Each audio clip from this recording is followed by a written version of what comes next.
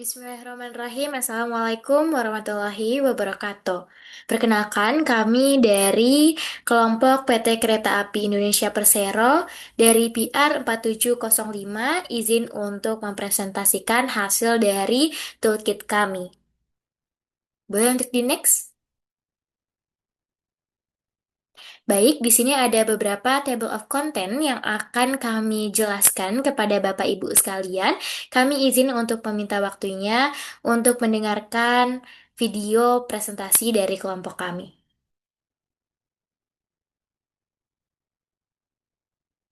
Boleh di next? Baik, untuk Crisis Communication Toolkit PTKI bertujuan untuk menjadi panduan komunikasi dalam menghadapi dan juga mengelola krisis secara efektif, terkoordinasi, dan bertanggung jawab. Secara khusus, toolkit ini bertujuan untuk yang pertama membantu PT KAI menyampaikan informasi krisis secara cepat, jelas, dan empati kepada publik. Kedua, menjaga konsistensi pesan di seluruh unit perusahaan dan kepada para pemangku kepentingan. Yang ketiga, melindungi serta memulihkan reputasi PT KAI melalui komunikasi yang transparan dan etis. Yang keempat, mendukung pimpinan dan tim komunikasi dalam menjaga kepercayaan masyarakat. Yang kelima, meningkatkan kesiapsiagaan komunikasi pada tahap prakrisis, saat krisis, dan pasca krisis. Toolkit ini diharapkan mampu memastikan bahwa setiap krisis dapat dikelola tidak hanya sebagai tantangan, tetapi juga sebagai kesempatan untuk memperkuat kepercayaan publik terhadap PT Kereta Api Indonesia.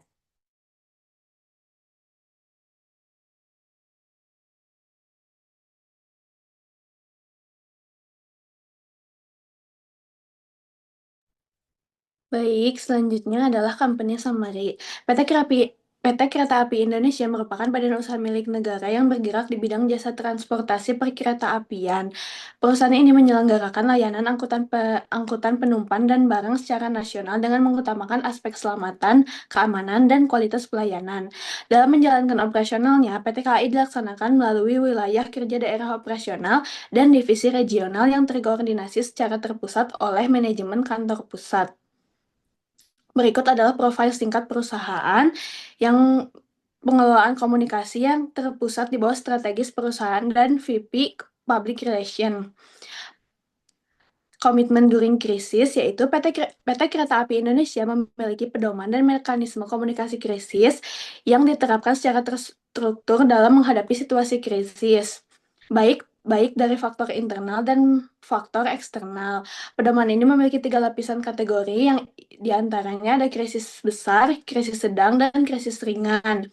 Pedoman ini bertujuan untuk menjaga keselamatan dan melindungi reputasi perusahaan dan mempertahankan kepercayaan publik yang diatur menggunakan strategi komunikasi krisis yang dimuat dalam dokumen manajemen krisis PT KAI.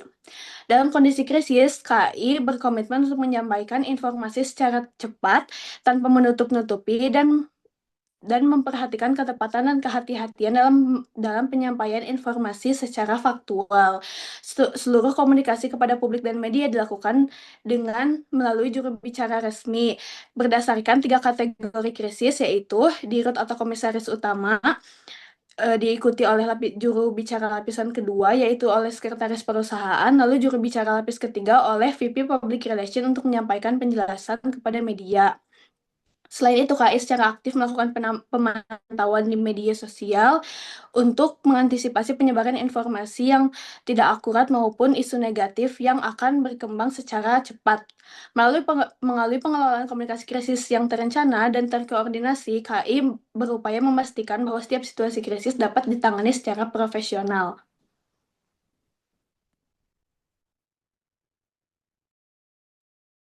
Baik, kemudian ada stakeholder analysis mapping. Sebagai perusahaan milik negara, PT Kereta Api Indonesia selalu berupaya untuk memberikan pelayanan yang terbaik sekaligus memiliki SOP yang tangguh, terutama dalam menangani krisis dan kerjasama bersama stakeholder. PT Kereta Api Indonesia memiliki struktur yang diberikan oleh keputusan direksi pada tahun 2016 sekaligus siapa saja yang berhak memberikan informasi terkait lingkup perusahaan yang berisi pemberian informasi dalam lingkup perusahaan yang dilakukan oleh Direktur Utama, EVP Crosscheck, VIP Corporate Communication, Kadop, dan Kadrive, Kahumas, lalu KS.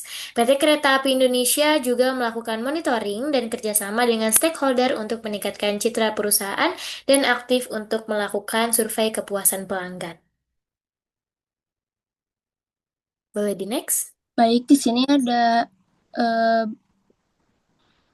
berikut stakeholder milik PT KAI beserta pemetaan komunikasinya. Oke, di sini ada strategi tipe stakeholder tipenya yang dimana Dorman KAI stakeholdernya itu yaitu ASEAN Development Bank atau ADB, CMN, dan Mobility. Lalu komunikasi strateginya, komunikasi formal dan selektif melalui business meeting, proposal proyek, MUO, dan laporan teknis. Lalu yang kedua ada discretionary. Di sini stakeholdernya Masyarakat Transportasi Indonesia atau MTI, komunitas Traipans atau perguruan tinggi ITB, UI, dan UGM. Strategi komunikasinya yaitu public engagement dan edukasi melalui diskusi publik, seminar, kunjungan, dan program CSR. Lalu yang ketiga ada demanding, yang dimana stakeholdernya itu pengguna jasa, keluhan individu, komunitas pengguna media sosial, masyarakat terdampak gangguan layanan. Yang dimana strategi komunikasinya yaitu respon cepat melalui pusat kontak KAI 121, media sosial resmi KAI, dan aplikasi akses oleh KAI. Lalu yang keempat ada dominan, yang dimana stakeholdernya pemerintah RI, Kementerian BUMN RI, Kementerian Perhubungan RI. Lalu di sini strategi komunikasinya pelaporan resmi, rapat koordinasi, RUPS, dan penyampaian laporan kinerja serta keselamatan. Lalu yang kelima ada dangers, yang dimana stakeholdernya pelaku vandalisme atau oknum, pelemparan batu, pencurian aset rel. Lalu di sini ada strategi komunikasinya yaitu kampanye keselamatan publik, peringatan resmi, dan koordinasi dengan aparat penegak hukum. Lalu yang keenam ada dependen, yang dimana stakeholdernya itu penumpang PT KAI, penyandang disabilitas, masyarakat sekitar jalur rel. Strategi komunikasinya yaitu komunikasi layanan publik melalui pengumuman stasiun, petugas frontliner, dan sosialisasi keselamatan. Lalu yang terakhir ada definitif, yaitu stakeholdernya pemerintah Republik Indonesia, manajemen puncak PT KAI, Serikat Pekerja Kereta Api atau SPKA. Lalu di sini strategi komunikasinya yaitu komunikasi strategis dan krisis melalui rapat internal, perundung biparit, dan pernyataan resmi perusahaannya. Boleh di next. Selanjutnya membahas tahap pre-crisis preparation step, yaitu tahap persiapan organisasi sebelum krisis terjadi. Fokus utama pada tahap ini adalah mengidentifikasi resiko dan menyiapkan strategi komunikasi yang terstruktur. Pada PT KAI, tahap pre-krisis ini difokuskan pada pencegahan dan antisipasi terhadap potensi krisis yang dapat berdampak pada reputasi perusahaan. Upaya ini dilakukan melalui pemantauan isu operasional, evaluasi keluhan pelanggan, serta monitoring pemberitaan media dan media sosial untuk mendeteksi potensi isu sejak dini. Selain itu, PT KAI juga menyiapkan strategi komunikasi krisis yang jelas seperti penyusunan pedoman komunikasi, penentuan juru bicara resmi, alur penyampaian informasi, serta pesan kunci yang menekankan akurasi, transparansi, dan empati. PT KAI juga menyiapkan dokumen pendukung dan mekanisme koordinasi antar unit kerja agar ketika krisis terjadi, perusahaan dapat merespon secara cepat, konsisten, dan terkoordinasi sehingga reputasi tetap terjaga.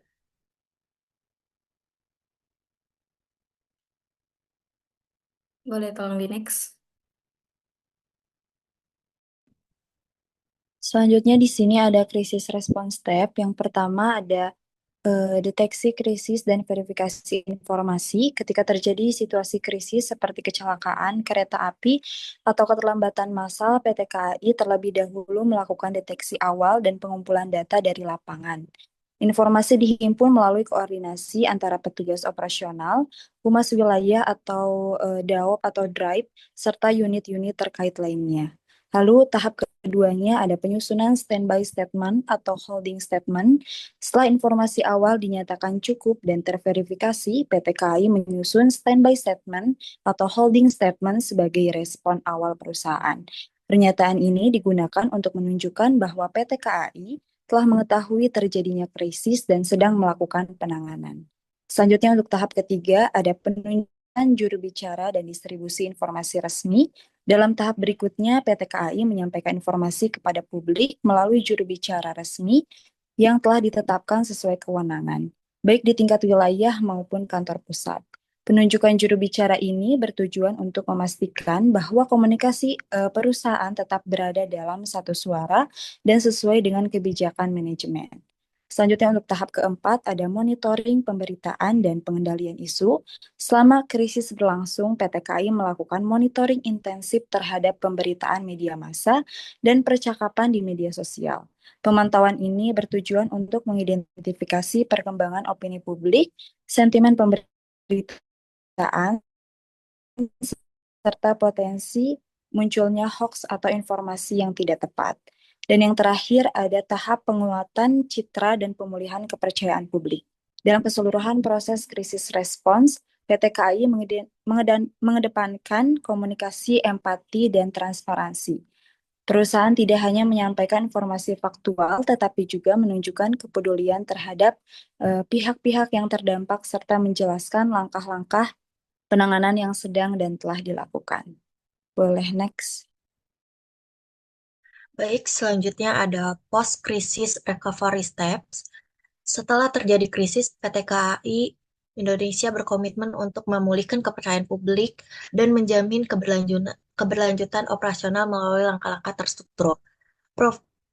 Prioritas utama perusahaan adalah memastikan setiap langkah tindakan pemulihan disarankan pada standar keselamatan tinggi dan transparansi informasi kepada seluruh pemangku kepentingan. Hal ini melibatkan sinkronisasi komando dari tingkat pusat hingga daerah guna memastikan penanganan berjalan konsisten, akurat, dan efektif. Langkah pertama, penanganan cepat berbasis satu garis komando.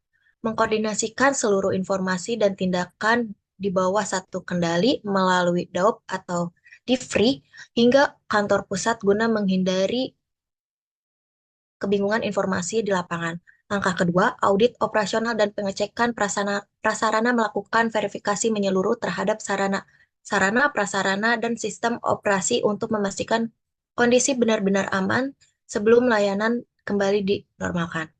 Langkah ketiga, komunikasi empati dan transparansi. Publik menyampaikan informasi secara berkala melalui kanal resmi dengan nada yang empati, menekankan pada solusi dan perbaikan yang sedang dilakukan untuk menjaga kepercayaan penumpang.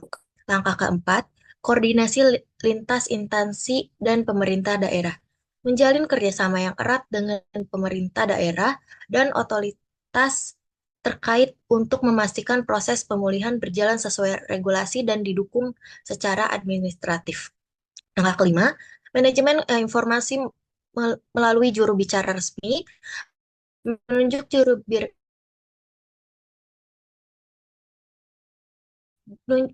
secara seluruh dan konsisten kepada media massa guna yaitu komunikasi krisis di PT KAI dilakukan untuk memastikan informasi yang disampaikan kepada publik tetap empatik, transparan, dan konsisten, sekaligus menjaga kepercayaan penumpang serta pemangku kepentingan.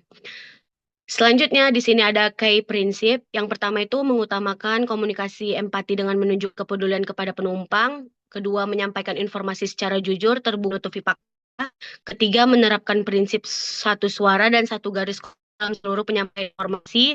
Keempat, menyampaikan pesan secara cepat, akurat, dan terencana untuk mencegah spekulasi dan informasi yang tidak benar. Dan yang kelima, menggunakan komunikasi secara terintegrasi dengan pesan inti yang sama. Selanjutnya ada key message development. Yang pertama ada key message disusun berdasarkan data dan fakta yang telah diverifikasi oleh tim terkait. Yang ada pernyataan standby statement membuat unsur empati, kronologi singkat, serta komitmen perusahaan dalam penanganan krisis. Yang ketiga, ada informasi disampaikan secara bertahap sesuai perkembangan situasi. Yang keempat, ada pesan menekankan langkah konkret yang telah dan sedang dilakukan oleh perusahaan. Nah, selanjutnya ada message consistent across channel. Yang pertama, seluruh pesan komunikasi berada di bawah koordinasi sekretaris perusahaan dan vice president public relation. Yang kedua hanya juru bicara resmi yang telah ditunjuk yang diperkenankan menyampaikan pernyataan kepada publik dan media. Dan yang ketiga yaitu ada siaran first, compression first, media sosial resmi, komunikasi internal perusahaan. Dan yang keempat ada monitoring media massa dan media sosial dilakukan secara berkala untuk memastikan pesan yang beredar sesuai dengan pernyataan resmi perusahaan. Nah, di sini ada juga outcome of effective krisis komunikasi krisis yang empatik, transparan, dan konsisten, memungkinkan PT Kereta Api Indonesia untuk mengelola krisis secara profesional, meminimalkan dampak reputasi, serta membangun kembali kepercayaan publik melalui tindakan nyata dan komunikasi yang bertanggung jawab. Baik, di sini ada krisis skenario and response message. Boleh di next. Oke. Di sini media sosial sangat berperan penting bagi perusahaan ataupun organisasi. Contohnya pada PT KAI ini memanfaatkan platform Instagram, TikTok, Twitter, dan media sosial lainnya untuk memberikan informasi secara cepat, membangun kepercayaan, mengelola opini publik, ataupun mengawasi jika ada krisis. Oke. Untuk yang cara penanganannya itu, awalan para humas ini membagi tim, dan setelah itu para humas mendeteksi apa sih krisisnya, terus juga langsung bukan data-data yang terpercaya atau fakta-fakta data, terus juga langsung setelah itu langsung para humas memberi update pada krisis tersebut kepada publik. Next. Ya, selanjutnya PT Kereta Api Indonesia sebelumnya menyiapkan skenario krisis dan pesan tanggapan ketika terjadi kecelakaan kereta atau gangguan operasional besar melalui sistem manajemen krisis yang sudah terstruktur di bawah fungsi public relation. Penanganan krisis dilakukan dengan prinsip respon cepat, terkoordinasi, dan transparan agar dampak negatif terhadap kepercayaan publik dapat ditekan. Dalam situasi krisis, KAI telah menetapkan jalur komando dan kewenangan komunikasi yang jelas. Penyampaian informasi kepada publik hanya dilakukan oleh pihak yang berwenang seperti Direktur Utama, VP Corporate Secretary, VP Public Relation, hingga Kepala Daerah Operasi atau Divisi Regional. Pesan tanggapan krisis yang disiapkan KAI berfokus pada penyampaian fakta awal kejadian, penegasan bahwa keselamatan penumpang dan petugas menjadi prioritas utama, serta penjelasan mengenai langkah penanganan yang sedang dan akan dilakukan. Untuk memastikan pesan tersampaikan secara luas dan cepat, KAI memanfaatkan berbagai kanal komunikasi seperti siaran pers, konferensi pers, media online, serta media sosial resmi Kereta Api Kita dan website perusahaan. Seluruh pemberitaan yang muncul kemudian dimonitor secara berkala melalui media monitoring harian sebagai dasar untuk menyesuaikan pesan lanjutan dan mempercepat penurunan sentimen negatif. Selain itu, melalui fungsi PPID, KAI tetap menjunjung tinggi prinsip keterbukaan informasi publik, termasuk dalam kondisi krisis. Komitmen terhadap transparansi ini memperkuat kredibilitas KAI sebagai BUMN informatif dan membantu menjaga kepercayaan masyarakat meskipun perusahaan sedang menghadapi situasi darurat.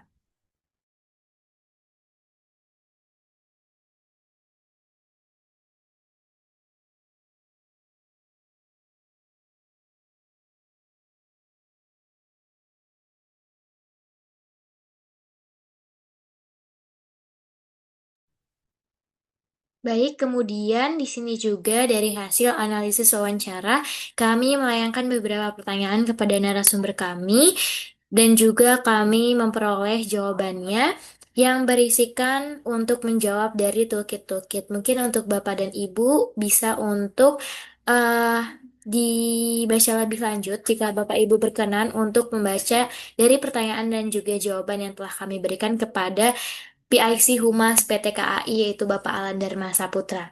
Mungkin boleh langsung di next. Di next kembali. Baik. Kemudian kita masuk ke dalam sosial media milik PT KAI.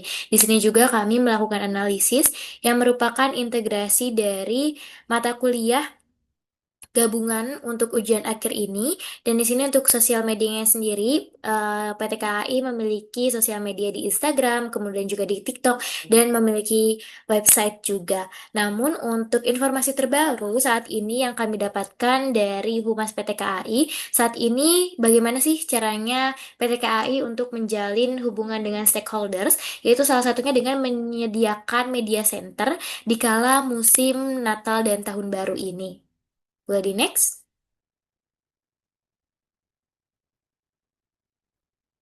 Nah, baik, selanjutnya akan dilanjutkan oleh teman saya.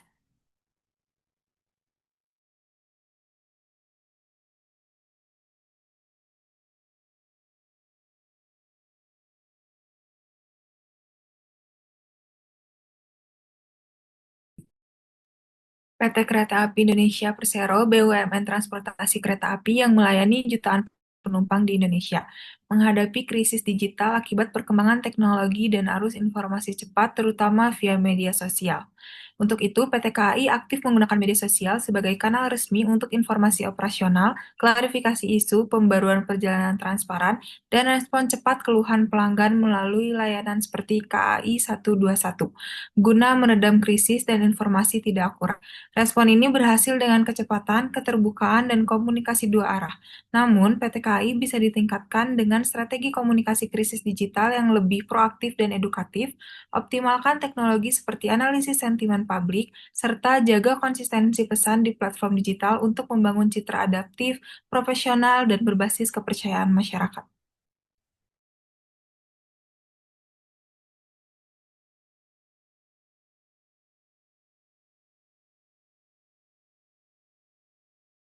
Boleh di next.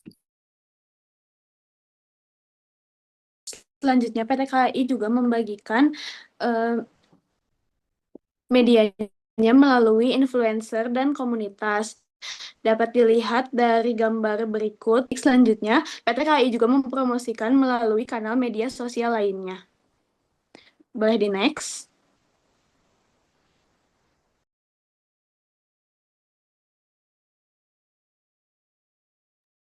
Baik, selanjutnya ada 10 top jurnalis yang selalu diberikan award dari KAI sebagai apresiasi dari PT KAI karena mereka selalu memberikan artikel yang baik untuk PT KAI.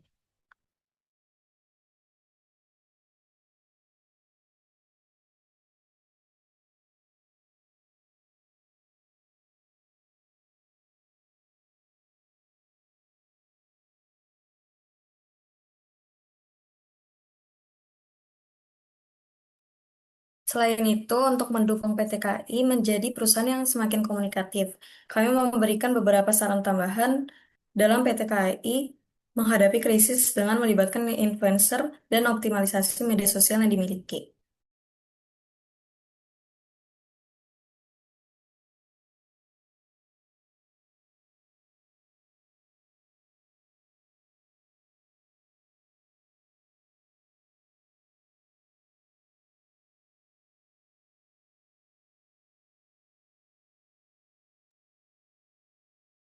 Oke, untuk yang bagian ini membangun program influencer berbasis kepercayaan jangka panjang, PT KAI disarankan tidak menggunakan influencer secara ad hoc, tetapi membangun kemitraan jangka panjang dengan influencer yang kredibel agar terbentuk modal kepercayaan publik sebelum krisis terjadi. Mengintegrasikan influencer dalam strategi edukasi publik Prevent influencer dapat dilibatkan secara rutin untuk menyampaikan kebijakan, prosedur layanan, dan isu keselamatan dengan bahasa yang mudah dipahami dan menegakkan potensi komunikasi publik. memperluas jangkau panjang audiens melalui segmentasi influencer PTKI dengan memilih influencer berdasarkan segmentasi audiens untuk meningkatkan efektivitas antisipasi krisis. Terus juga untuk menekankan proteksi influencer untuk mengendalikan persepsi, perlu adanya SOP yang mengatur peran influencer dapat membantu menjaga isu kecil agar tidak berkembang menjadi krisis reputasi di media sosial. Terus juga untuk menjaga konsistensi narasi dan nilai perusahaan influencer perlu dibekali key message yang konsisten dengan nilai pelayanan publik PTKI agar komunikasi dipersepsikan sebagai strategi yang terencana dan profesional. Menegaskan prinsip etika dan transparansi dalam kolaborasi influencer, bermanfaat influencer untuk menekankan edukasi dan klarifikasi berdasarkan fakta, bukan pembelaan berlebihan, sehingga kepercayaan publik tetap menjaga dan risiko krisis baru dapat dihindari. Next.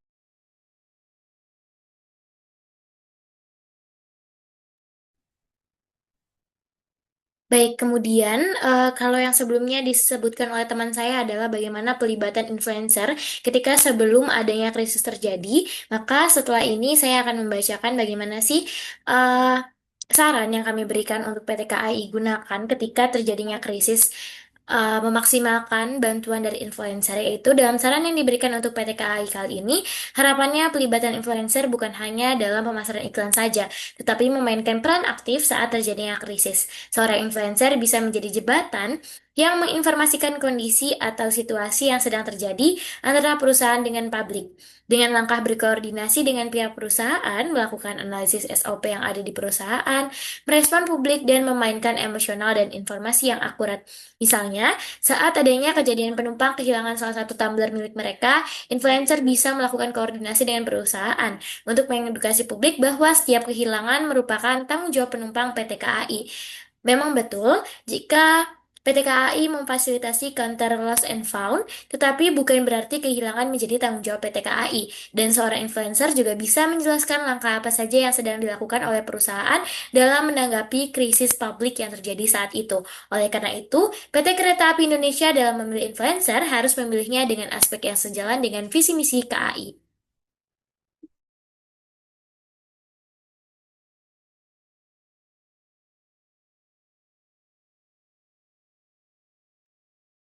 Kemudian ada saran untuk influencer dalam membantu pasca krisis PT KAI, yaitu influencer dapat berperan dalam mengkomunikasikan proses pemulihan dan perbaikan layanan.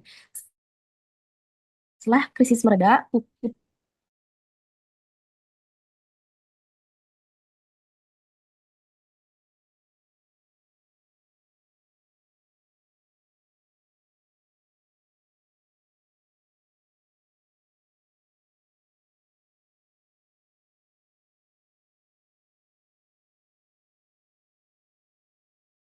influencer juga berfungsi sebagai trust recovery agent pada fase pasca krisis.